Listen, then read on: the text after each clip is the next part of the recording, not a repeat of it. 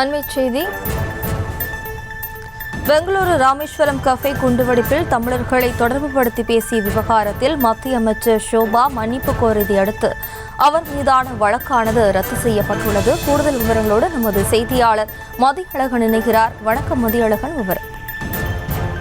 பெங்களூருவில் உள்ள ராமேஸ்வரம் கஃபேவில் நடந்த குண்டுவெடிப்பு சம்பவத்திற்கு தமிழகத்தை சேர்ந்த நபர் தான் காரணம் என மத்திய இணையமைச்சர் ஷோபா கரந்தலுக்கு பேசியது சர்ச்சை ஏற்படுத்தியது. இது தொடர்பாக திமுக சார்பில் அளிக்கப்பட்ட புகாரின் பேரில் இரு பிரிவினரிடையே கழகத்தை தூண்டுதல் உள்ளிட்ட 4 பிரிவுகளின் கீழ் மதுரை காவல் நிலையத்தில் வழக்கு பதிக்கப்பட்டது.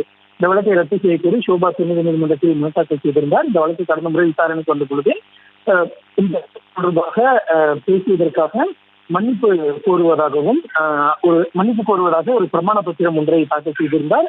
அதில் தனது பேச்சில் காயம் ஏற்படுத்தியதற்கு மன்னிப்பு கோருவதாகவும் தமிழர்களை மிகவும் மதிப்பதாகவும் அந்த பிரமாண பத்திரத்தில் தெரிவித்திருந்தார்.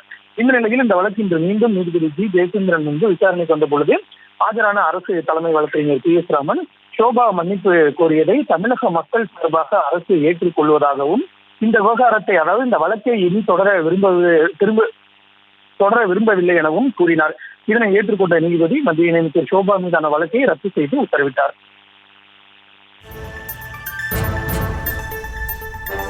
விவரங்களுக்கு நன்றி மதியழகன். செய்திகளை உடனுக்குடனும் துல்லியமாகவும் தெரிந்து கொள்ள சப்ஸ்கிரைப் பண்ணுங்க.